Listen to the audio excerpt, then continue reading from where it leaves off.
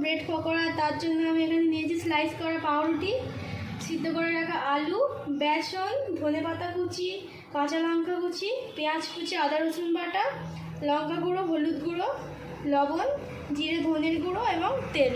তো চলুন রেসিপিটা শুরু করা যাক। তো আমি এখানে কড়াইটা বসিয়ে দিয়েছি এবং এবার গরম করে নেব এইভাবে।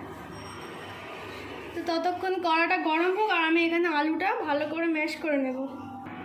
তো এখানে আমি আলুটা ভালো করে ম্যাশ করে নিয়েছি। এটা গরম হয়ে গেছে, এবার এর মধ্যে দিয়ে দেবো তেল। অল্প করে তেল দিয়েছি। দিয়ে দেবো পেঁয়াজ কুচি,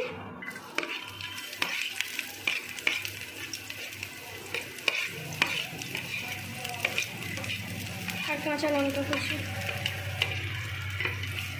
এবার ভালো করে ভাজবো।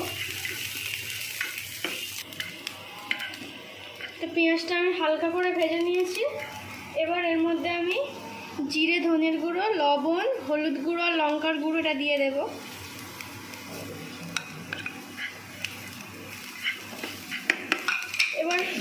এবার এর মধ্যে আমি দিয়ে দেবো আদা রসুন বাটা।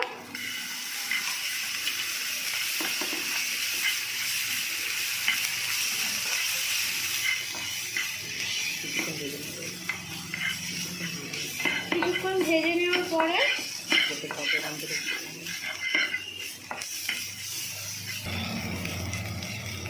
কাঁচা গন্ধটা চলে গেছে। এবার এর মধ্যে আমি সিদ্ধ করে রাখা আলুটা দিয়ে দেবো।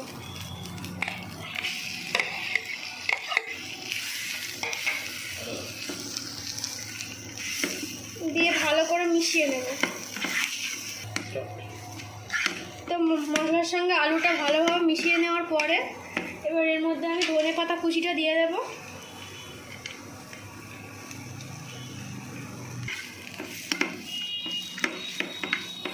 ধনেপাতার সঙ্গে ভালো করে আলুটা মাখিয়ে নেব।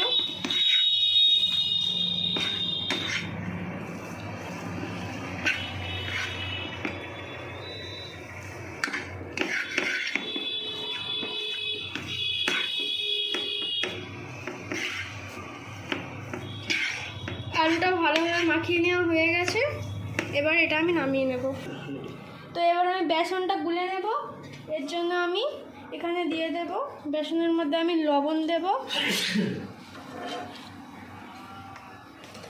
হলুদ গুঁড়ো দেব, লঙ্কার গুঁড়ো দেবে একটু, আর দেবো একটু জিরের গুঁড়ো।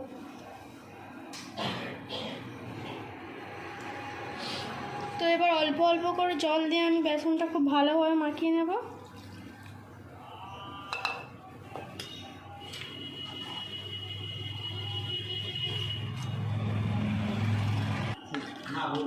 তো বেসনটা আমি এরকম কনসিস্টেন্সিতে মাখিয়ে নিয়েছি। এর থেকে মোটা করলেও হবে না, পাতলা করলেও হবে না, আপনারা ভালোভাবে দেখে নিন। এবার এর মধ্যে আমি অল্প একটু বেকিং সোডা দেব, দিয়ে ভালো করে মেখে নেব।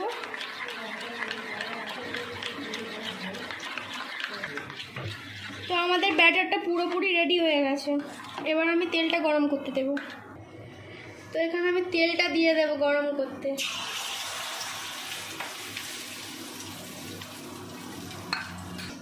তো ওইদিকে তেলটা গরম হতে থাক আর আমি পাউরুটিগুলো এইভাবে কেটে নেব।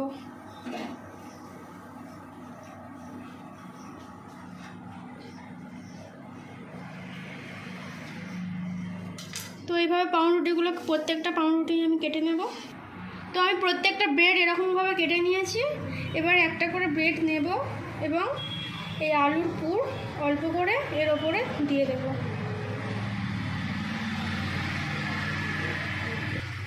তো দেখুন পাউরুটিটাই আমি ভালো করে আলুটা লাগিয়ে নিয়েছি।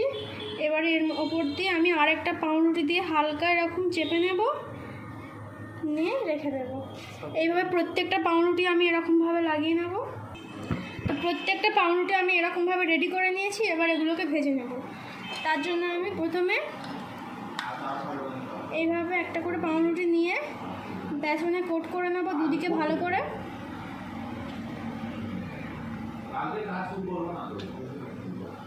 তো কোট করার পরে এবার আমি এটাকে তেলের মধ্যে দিয়ে দেব। তো তো আমি আরও একটা পাউরুটি এরকমভাবে দিয়ে দেবো।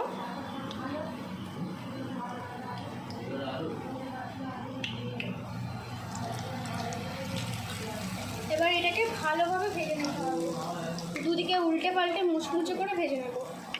তো এক পাটটা আমার ভালোভাবে ভাজা হয়ে গেছে, এবার আরেকটা পাট আমি উল্টে দিলাম। এই পাটটা আমি ভালোভাবে ভেজে নেব। তো আমি এগুলোকে এরকম ব্রাউন করে ভেজে নিয়েছি, এবার তুলে নেব।